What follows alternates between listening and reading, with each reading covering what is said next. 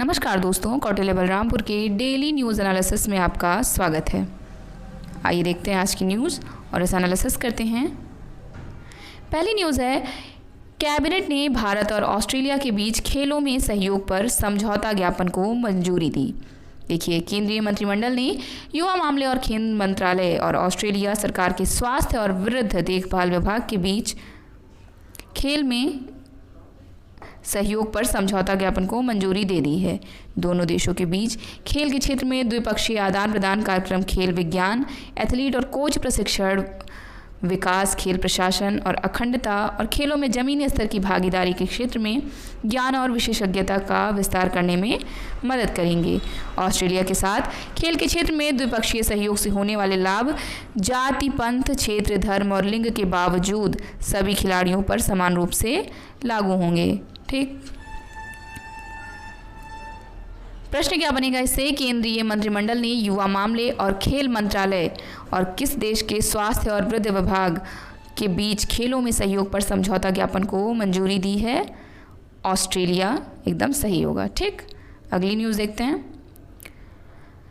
कुश्ती, भारत के मोहित कुमार, ठीक, भारत के मोहित कुमार पुरुषों के 61 किलोग्राम फ्री स्टाइल वर्ग में अंडर 20 विश्व चैंपियन बने। भारतीय पहलवान मोहित कुमार जॉर्डन के अम्मान सिटी में पुरुषों के 61 किलोग्राम फ्री स्टाइल वर्ग में अंडर 20 विश्व चैंपियनशिप बन गए हैं। मोहित ने फाइनल में रूस के एल्डार अखमदुदीनोव को हराया। जूनियर विश्व चैंपियनशिप जीतने वाले ये चौथे भारतीय फ्री स्टाइल पहलवान बने हैं। 2001 में पलविंदर चीमा ने, 2001 में रमेश कुमार और 2019 में दीपक पुनिया के बाद मोहित अंडर 20 विश्व चैंपियनशिप में स्वर्ण पदक जीतने वाले भारत के चौथे पुरुष पहलवान हैं। जयदीप ने किर्गिस्तान के झाकशिलिक रुस्लानोविच बैताशोव, नाम अजीब है, पर जीत के साथ 74 किलोग्राम में कांस्य पदक जीता। प्रतियोगिता के दूसरे दिन सागर जगलान ने फ्री स्टाइल 79 किलोग्राम वर्ग में रजत पदक जीता, जबकि दीपक चहल ने फ्री स्टाइल 97 किलोग्राम वर्ग में कांस्य पदक जीता। भारतीय पुरुष फ्री स्टाइल टीम ने अब तक 5 पदक जीते हैं। प्रश्न क्या बनेगा? कौन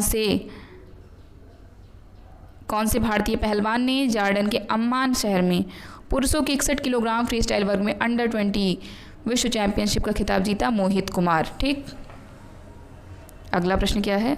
ये कौन है? Ben Stokes. इंग्लैंड के बेन स्टोक्स ने भारत में होने वाले विश्व कप से पहले वनडे से संन्यास के फैसले को बदला। इन्होंने संन्यास ले लिया था, रिटायरमेंट से वापसी ले लिए। इंग्लैंड के हरफनमौला खिलाड़ी बेन स्टोक्स ने भारत में अक्टूबर में होने वाले आईसीसी एक दिवसीय विश्व कप से पहले एक दिवसीय अंतर्राष्ट्रीय मैचों से संन्यास लेने के अपने फैसले को पलट लिया। स्टोक्स अगले महीने न्यूजीलैंड के खिलाफ श्रृंखला के लिए 50 ओवरों की टीम में वापसी करेंगे। स्टोक्स ने इंग्लैंड के लिए आखिरी वनडे 19 जुलाई 2022 को दक्षिण अफ्रीका के खिलाफ खेला था। ठीक, प्रश्न बनेगा कि इंग्लैंड के उस ऑलराउंडर का नाम बताइए जिन्होंने भारत में विश्व कप से पहले वनडे से संन्यास लेने के अपने फैसले को उलट दिया है। तो बेन स्टोक्स एकदम करेक्ट ऑप्शन। अगली न्यूज़ क्या है? देखिए भाई, केंद्रीय कैबिनेट ने कई योजनाओं और परियोजनाओं को मंजूरी दी है। कौन कौन सी योजना परियोजना?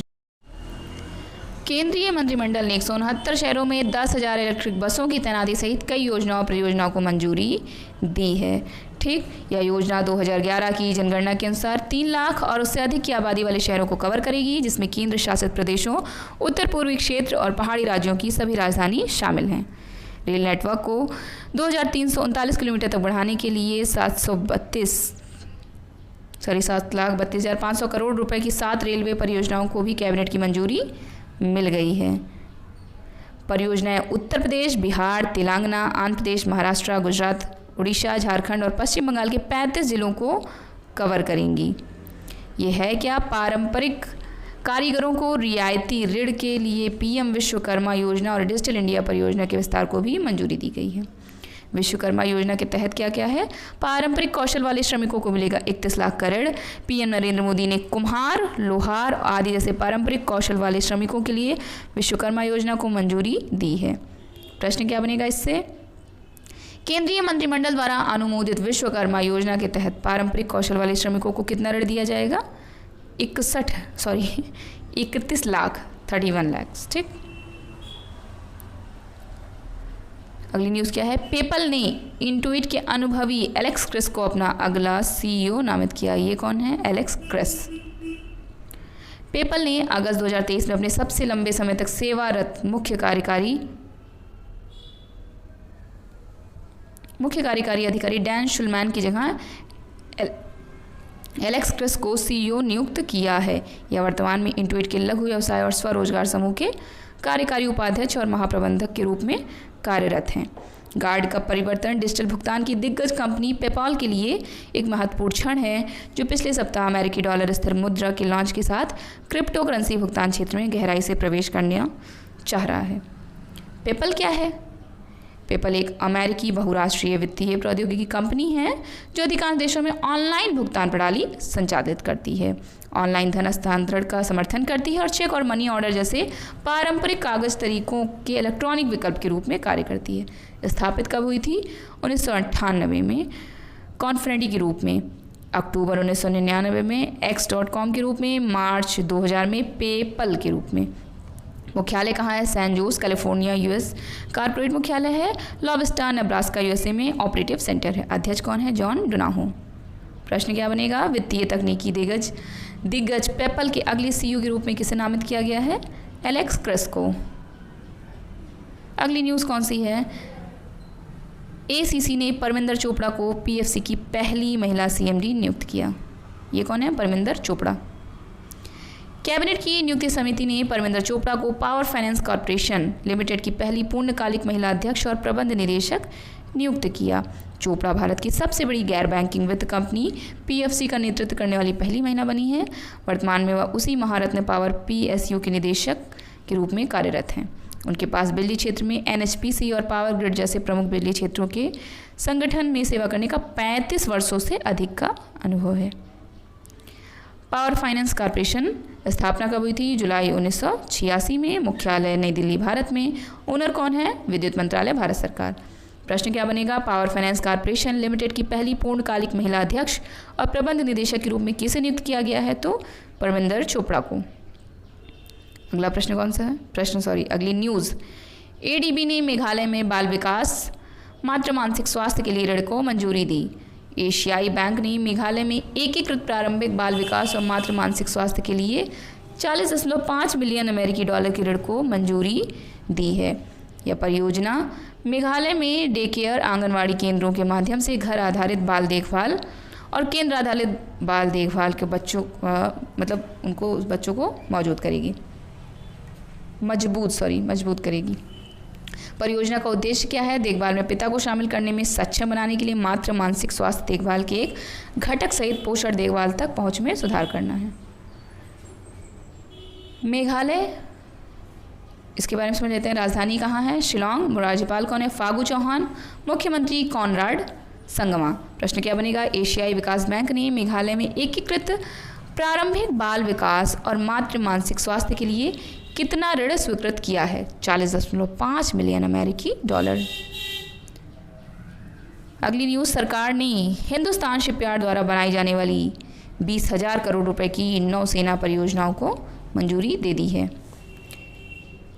विजाग स्थित हिंदुस्तान शिपयार्ड लिमिटेड 45,000 टन की युद्धपोतों में से 5 का निर्माण करेगा, जो रक्षा मंत्रालय के स्वामित्व वाले यार्ड में बनाया जा रहा है। अपनी श्रेणी का सबसे बड़ा जहाज है। योजना के अनुसार HSL को लगभग 8 वर्षों में सभी जहाज़ों की डिलीवरी की उम्मीद है। हिंदुस्तान शिपयार्ड के बारे में समझ लेते हैं। स्थापना 21 जून 1941 को हुई थी। मुख्यालय कहाँ है? विशाखापट्टनम, आंध्र प्रदेश, भारत में। CNMD कौन है? कैमोडोर हेमंत खत्री। प्रश्न क्या बन सकता है? हाल ही में सरकार ने हिंदुस्तान शिपयार्ड द्वारा निर्मित की जाने वाली कितनी मूल्य की नौसैनिक परियोजनाओं को मंजूरी दी है? तो 20,000 करोड़ रुपए। अगली न्यूज़, भारत को चेन्नई में पहली बार नाइट स्ट्रीट रेसिंग सर्किट मिला। तमिलनाडु सरकार और RRPL द्वारा एक नया स्ट्रीट सर्किट लॉन्च किया गया, जिसमें रात्रि दौड़ भी आयोजित की जाएगी। राज्य सरकार ने परियोजना के लिए रेसिंग प्रमोशन प्राइवेट लिमिटेड के साथ साझेदारी की है। 3.5 किलोमीटर का ट्रैक आइलैंड ग्राउंड के आसपास स्थित होगा और रात की दौड़ की मेजबानी करने वाला भारत और दक्षिण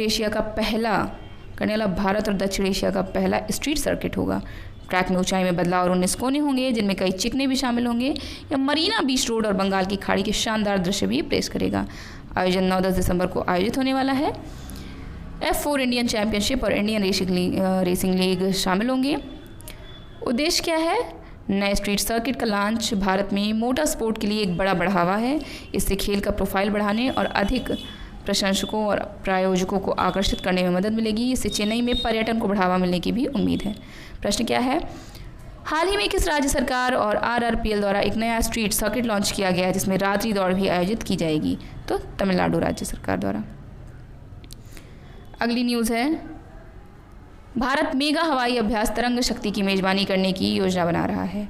भारतीय वायुसेना इस साल के अंत में एक मेगा अभ्यास की मेज़बानी करने की तैयारी कर रहा है जिसमें 12 वायुसेनाओं को एक साथ लाने की उम्मीद है, जिससे अंतर संचालनीयता में सुधार, एक दूसरे से सर्वोत्तम प्रथाओं को अपनाने और भाग लेने वाले देशों के बीच सैन्य सहयोग को बढ़ावा देने पर ध्यान केंद्रित किया जाएगा।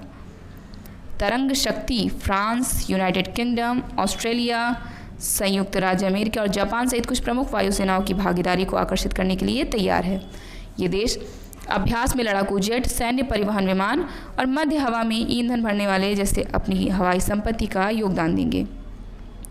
इसके अतिरिक्त 6 अन्य देशों को पर्यवेक्षकों के रूप में भाग लेने के लिए आमंत्रित किया गया है, जो वैश्विक मंच पर अभ्यास के महत्व पर जोर देता है।